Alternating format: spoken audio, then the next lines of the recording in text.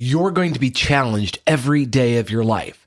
So just don't back down. You're stronger than you think you are.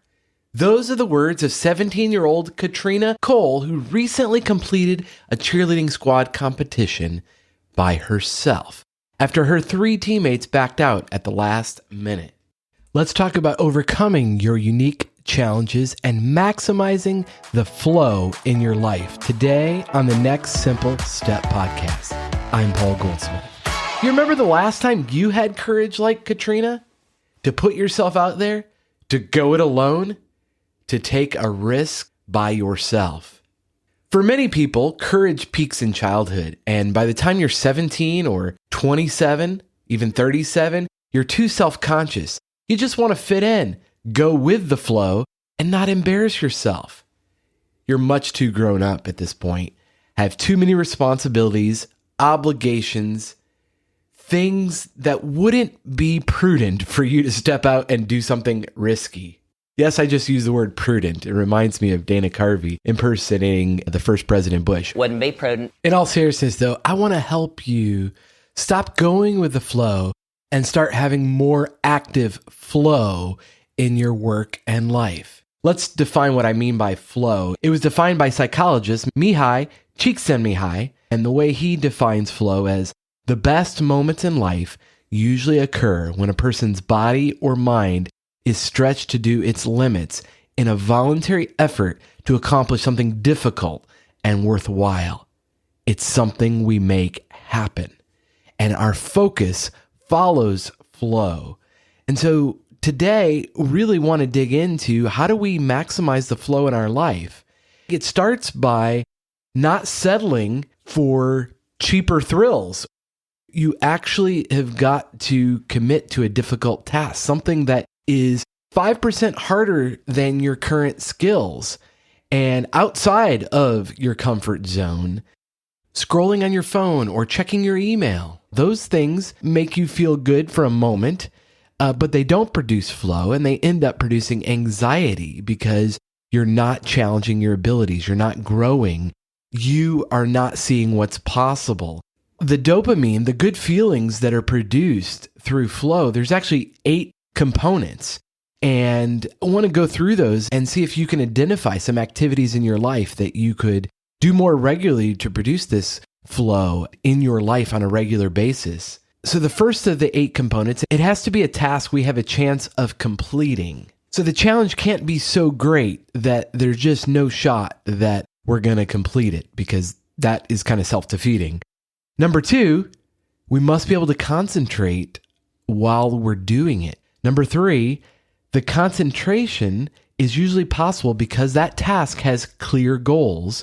And number 4, we get immediate feedback on what's working, what's not, adjustments that need to be made. Number 5, you have a deep involvement and you forget about the worries and frustrations of everyday life. You're focused on the activity at hand. Number 6, you have a sense of control over your actions. So nobody's forcing you to do this. You signed up for it and you are so focused on the task at hand. Number 7, you forget about yourself. You get over yourself because you're so engaged in this activity. And number 8, your sense of time is altered. Hours can pass and it may seem like only minutes. I think one of the most popular ways that people experience flow is by playing video games, because you get immersed in that. Hours are lost. But for me, that doesn't create significance in my life. So nothing wrong with playing video games. It can feel good. It can produce that dopamine. But what I'm talking about is things you will look back with a sense of accomplishment, and whatever it is, it helps you become a better version of yourself mentally, physically, and spiritually. And so I want you to think about what those activities might be. What gifts have you been given that lay dormant, that maybe you've forgotten about because you're too busy adulting? The difference between amateurs and professionals is amateurs wait for motivation and professionals get to work. If you want to become an entrepreneur, don't wait for your big idea. or big break, no one's going to hand it to you. You can learn to flow by pursuing your entrepreneurial dream. I would encourage you once a quarter, so 4 times a year, find an activity, find a pursuit that you really can immerse yourself in. Learn a new skill, something that you're curious about. What is it? Is it starting a podcast? I'm here to tell you it's not easy, but it's definitely a fun creative outlet. Everyone likes to dream about their big break or winning the lottery. But we deep down know that's probably not going to happen, especially if you don't play the lottery. So instead of focusing on pure luck, figure out how you can do the next simple step, the thing that's just beyond your reach. And we'll take running, for example, because I love to run.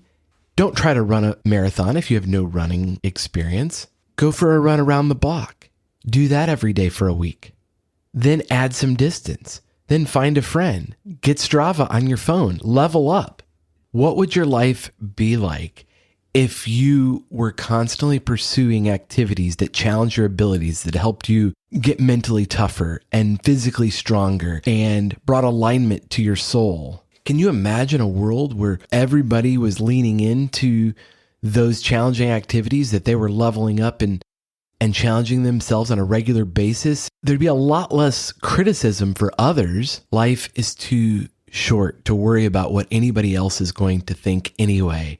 And so if you want to maximize your enjoyment of your flow, lean into your particular giftings and interest and challenge yourself. You have to let go of the easy and continually sign up for new and increasing challenges, and then eliminate anything that inhibits or sabotages your flow, that allows you to settle for lesser goals or to get too comfortable.